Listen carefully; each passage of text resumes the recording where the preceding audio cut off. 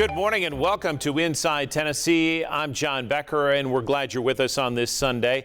A departure this morning from politics to talk about this, economics and business. And boy, have we seen an example of that in the mountains of East Tennessee. Dollywood celebrating 40 years, and to call the rise of this amusement and theme park historic doesn't do it justice.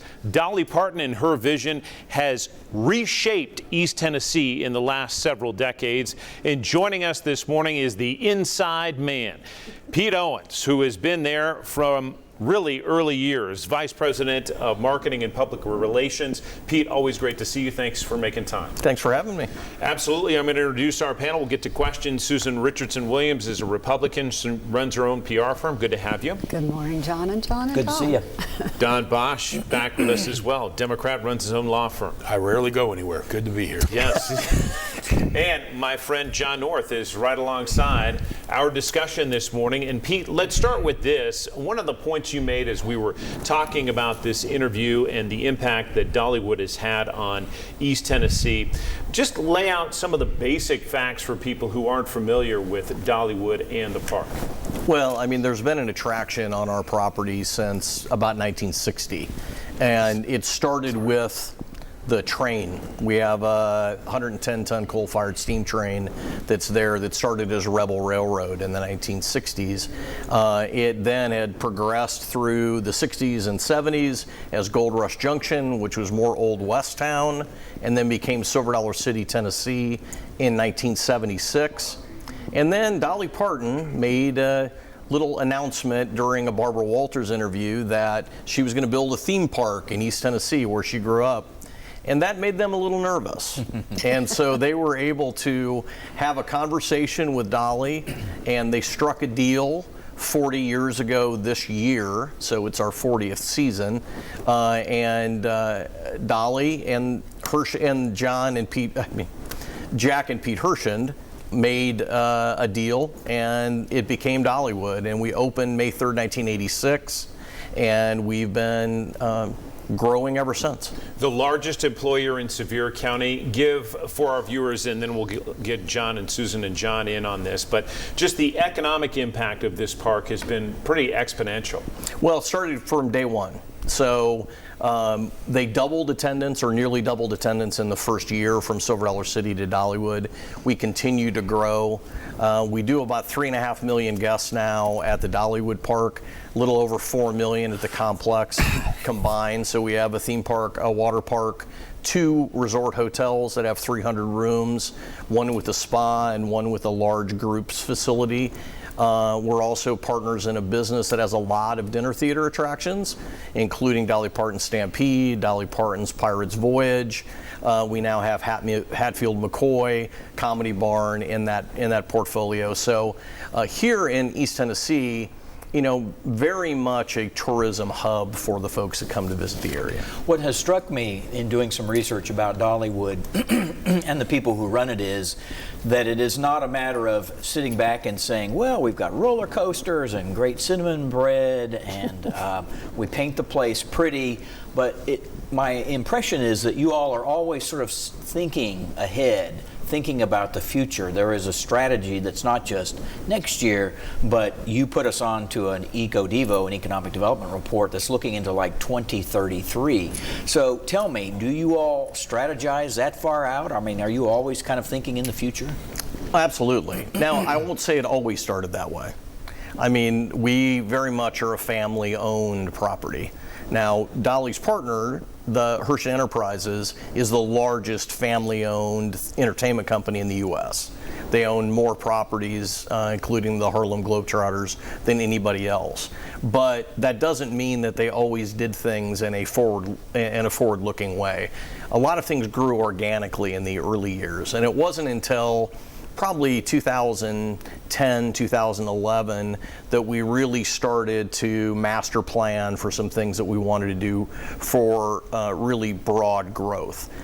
We now renew our 10-year plan every other year as we look forward, and you're correct, we have planned out to 2033.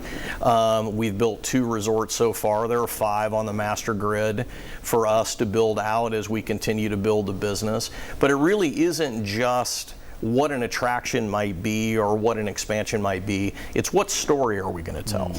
And so much of it is related to Dolly and what Dolly brings to the table. She's our dreamer in chief. Right. And the things that we do are all from stories that she tells or ideas that she has or things from her childhood or something from a song that all fit into what it is that we think that our customers are going to like. And then we ask them, because we do a lot of consumer research. And we want to make sure that that experience you have is your best day of the year. Well, I'm curious, every year you all seem to introduce some new ride or some new event or something that's going on. Is that part of your strategy to get people coming back every year? Because it's a lot of locals that come. Well, it certainly used to be. That's a good question, because that was one of mine. How many locals versus tourists are using the park? So up until about 2017, we were very much, say 3/4 of our guests were a season pass holder, local folks, and the rest, 25%, 30% were coming from outer areas. That's completely flipped now. Most of the folks that we have that come as a majority are coming from really large markets. Atlanta, Charlotte, Nashville are really big markets for us, but so is Chicago, and so is Philadelphia, and so is DC, so is Orlando. And we have folks that are coming to the Smokies to come visit the park. And I mean, that really is what has allowed us to grow to the levels of attendance that we have. Other than Cedar Point and Sandusky, we're the most visited theme park outside of the coast. So outside of Orlando or outside of California. And a lot of that has to do with the vision that Dolly has and the stories that she wanted to tell. But a lot of it is the experience that you have. It isn't always about that ride. It could be, I mean, this is our 40th anniversary year. We didn't build anything. We wanted to let folks that had been coming reminisce about things that they'd done in the past. You know, we're about making memories worth repeating. We wanted them to repeat some of the memories they'd had and really focus on family togetherness, and that's really what we're about. We've got to take a quick break on Inside Tennessee. Back with more from Pete Owens, and he'll explain why Dollywood is a bit different than other amusement parks in terms of its touch with generations.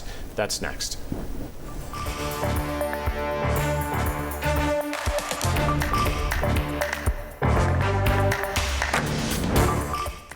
Injuries don't wait for Monday, and neither should you. At Wedemark Keith, we are here to take your call 24 hours a day and 7 days a week. It's more to us. It's personal. Life is always changing, and our Lovesac couch adapts to it all. Gathering around for game day one moment, reconfiguring for entertaining the next. And tomorrow, a new look entirely. Because Lovesac adapts to life, our life. NetCredit is here to say yes, even when other lenders won't. Apply online in minutes and get funds deposited the next business day or sooner. NetCredit. Credit to the people. Who's at fault for a trucking accident? The driver? The company? The cargo loaders? The more parties involved, the more complex the case. We know where to look, who to hold accountable, and how to get results. What's bothering Archie? Politics. What the Supreme Court says ain't got nothing to do with the law. Zucchini. What do you call this? Zucchini. Looks like a cooked pickle. How to raise children. Get out of here! Sexual freedom. What kind of a problem have they got? It's sexual. Shh. Dog tax. Goldfish. Come on now, I draw the line on goldfish. See what's bothering Archie. You can find Me TV on Broadcast Channel 10.2 and these other providers.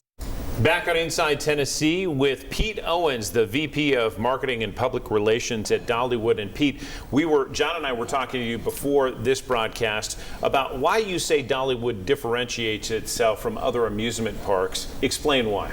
Well, I mean, we are a multi-generational experience. So a lot of theme parks get you once. So they get you as a kid, or they might get you as a parent that has a child.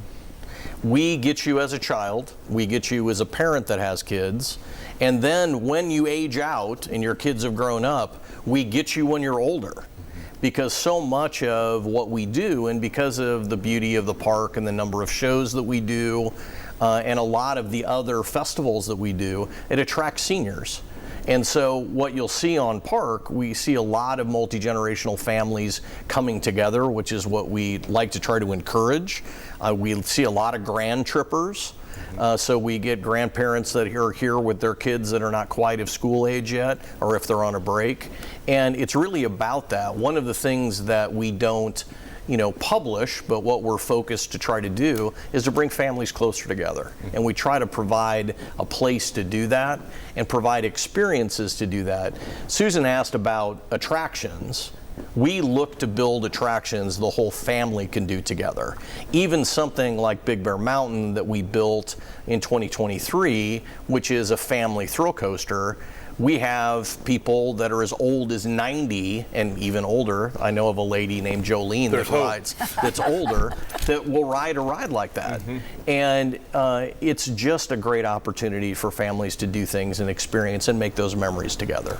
So Pete, I want to drill down because I think our viewing audience would be really interested to hear about the economic impact. And really what I'm interested in is the secondary economic impact. I know certainly what the park, you generate in terms of fees and everything else, but what does it do for the surrounding communities by way of hotels, restaurants that are off property, retail purchases, everything gasoline? Do you have any of those numbers, or could you tell our viewing audience a little bit about the economic impact to the region? Yeah, let me talk in kind of big picture. Sure. So I don't know necessarily I want to get into hard numbers, but I'll give you an idea of kind of where we are. So as I said, when I started in 2000, Park did about 2 million guests in attendance. And we did add an attraction every couple of years, and certainly there's direct economic impact there, and there are jobs that are created that are part of that addition to whatever it is that we do. But what we're probably most proud of, and what Dolly's goal was when she built Dollywood, was to create direct jobs for folks in the area.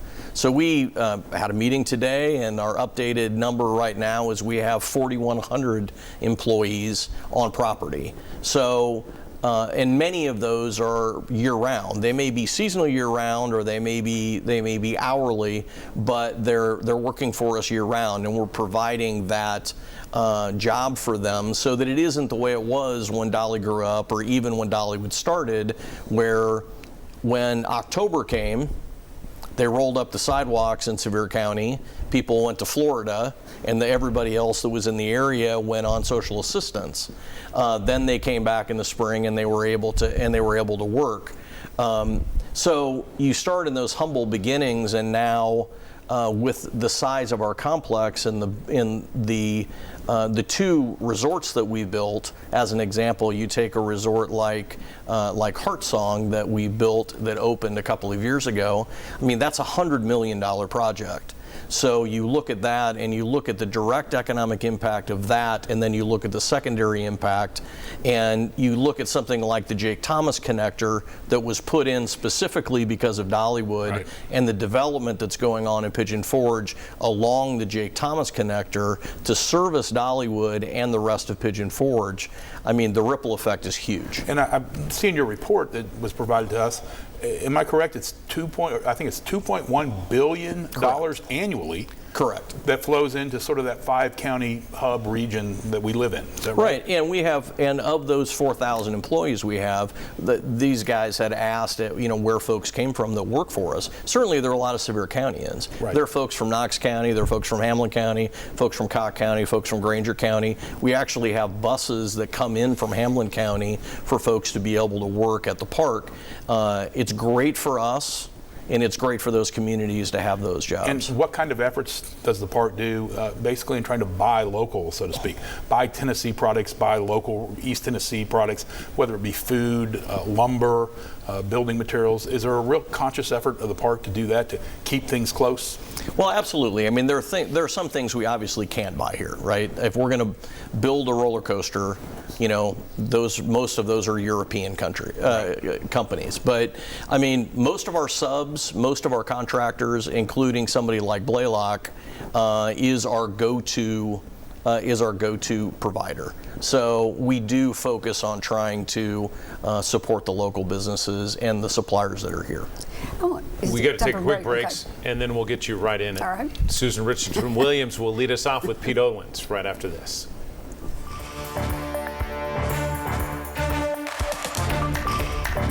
I'm Daniel, the founder of Pretty Litter, the color-changing, health-monitoring cat litter. Did you know that cats tend to hide symptoms of sickness and pain? I learned this the hard way after losing my cat, which drove me to create this. By working with scientists and veterinarians, we were able to develop a new litter with color-changing technology to help you keep tabs on your cat's health. Built with advanced odor control, this litter keeps your home smelling fresher longer, so give it a try. Visit prettylitter.com today. He's a sidewalk Shakespeare. Kleptomaniacs, they call him. An oracle of oration. Didn't you ever hear of a person with a compulsion complex? He's Barney Fife. The only way to get it out is to talk. It's therapeutic. The deputy of diction. You want to get facetious about the whole thing? Is that what you want to do, get facetious? You know who that sounds like? Who? You. It's the phraseology of Fife on The Andy Griffith Show. You can find MeTV on Broadcast Channel 10.2 and these other providers. I'm John Morgan of Morgan & Morgan. Why should you hire America's largest injury law firm for your case? There's a lot of reasons. Today, our roads are littered with killing machines. I'm talking about semi-trucks. They can easily kill, even at low speeds. Overworked truck drivers are driving all day and all night. Injured in a trucking accident? We became the largest injury law firm in the world for a reason. There's only one Morgan & Morgan. ForThePeople.com. Back on Inside Tennessee, Susan, as promised. Yeah, I can remember a few years ago there were some issues that came up about housing, affordable housing in Sevier County, and a lot of it was because the folks that you all have working at the park. And did you all address that? Has there been anything done in Sevier County to provide for folks that you have working that simply can't afford to live in Sevier County? So we've done two things, or we've done a couple of things. One thing is we've built our own housing on property. So we've partnered with another company that built a dorm facility for us. So we have about 700 beds in the original dorm and then 400 in another building. That's for our college program, our discipleship focused program. And then we have J1s and H2Bs that come in as well just in the peak season to be able to fill in. We also support a couple of apartment complexes that are close to us that provide housing for some of the management and supervisors that are coming in for a new job. And so it's transitional housing for them. But, I mean, as you said, affordable housing in Sevier County is a difficult thing, and it's currently a pretty hot topic in the city of Sevierville. It's something we still need, obviously, and if we're going to continue to grow, that's one of the things that we're going to need. And that's where your bus service does help some of your employees, because they can live a little further out in some more affordable areas. Correct? And they're not having to drive on their own. That's right. I want to talk a little about Dolly and how she participates in things like Dollywood. She has said she's a creative person, has been her whole life. That's kind of her energy. I'm curious, when she gets an idea, how do you all sort of see it through? Do you brainstorm? Does she say, let's get on the phone? Does she text? Does she email? Does she do Zoom? When she gets an idea for something, how does it progress? Any way she wants, John. So no to the last three. Fax. Oh, fax. She still faxes. Oh, really? But most of the things that we do, we meet multiple times a year. and we go over ideas that we have, and we go over ideas that she has. And then if we're working on a project in particular, like the Dolly Parton experience that we opened last year, she was intricately involved. She was on property. She worked with the team that put that project together to make sure we did exactly what she wanted. In the project that we have going on in Nashville, we have a hotel we're building in Nashville called Songteller, and there's a museum that's going into that project. Y'all took an existing building, right, and you're converting that to a hotel. Yeah, absolutely. And she's working very closely on that project as well. She's not shy about sharing her opinions, and we try to honor those ideas that she has and put, as she says, put wings on her dreams. And oftentimes she has lots of dreams, and we try to fulfill all of them. And an area like Wildwood Grove is a great example as well. It really is a stylized story about her childhood. There are those things that are anchors at Dollywood that were there, Red's Diner and the Tennessee Mountain Home and Aunt Granny's and those things. But there's lots of other things that are touches that she's added to the storyline. So, Dolly versus the mouse. How does Dollywood compare to Orlando? Size, economic impact? Well, I mean, I think the key difference is intellectual property. Yes. So Disney has an incredible amount of intellectual property that they're able to leverage. Same with Universal. For a property that is really focused on Smoky Mountain stories, we do very well. I mean, we're the 2 out of the last 3 years, we've been the #1 theme park in TripAdvisor. We've won 3 years in a row for the National Amusement Park Historical Association's Best Park. We've won the Applause Award, which is the top award you can win in the industry. We win a lot of Golden Ticket Awards every year. So those are all nice things to have, but the best thing for me is Net Promoter Score. And we're over 60 in Net Promoter Score for Dollywood, and that's tops in our industry. What's next? We know something's coming. We know next year is going to be a big year. Pete, lay it out there for the millions watching. Make some news. We ask all our politicians this, and they rarely speak, so we're hoping you break the trend. Well, I will tell you, we'll announce in September what we're doing. We can't really hide it if you take the train. So if you ride the train at the park, you can't really hide it. I will tell you, it's the largest single attraction we've ever built in the history of Dollywood. It is another Smoky Mountain story, and it's an opportunity for us to do something that no one has ever done before. And I think that families are going to love it. But it's going to allow us to do a couple of things, including have an attraction that will help us extend our season. Pete, before we go, just quickly, personally, what's it been like for you? 2 decades, more than that, at Dollywood. What's it been like to work with one of the most sensational people we've had on this planet? Well, I mean, she's been incredibly nice to me and my family through the years, and I've worked pretty closely with her all 25 years that I've worked there. I sat on your side of the table for a long time, and I was telling John when I came in, it's been really nice being in the joy business. And we know that we're able to affect folks' lives, and there are some great stories that I could tell you for hours about families that have had really special experiences, from just coming to visit because it's the last thing they want to do before they pass away, to a young lady that she and her family moved down from Buffalo, New York. She was nonverbal, and her experiences at Dollywood opened her up, and she speaks and spends a lot of time at Dollywood. They moved from Buffalo to Dollywood, to right outside of Dollywood. They come almost every day. I mean, just great stories like that, and it's really been a blessing, and it's such a wonderful company. We're a servant leadership company, and we're really focused on our hosts and really focused on our guests, and that's a great thing to do. Pete Owens, we appreciate the time. Thank you all very much. We're back with our talk around right after this, or What's the Gossip, in memory of Dennis Francis, right after this.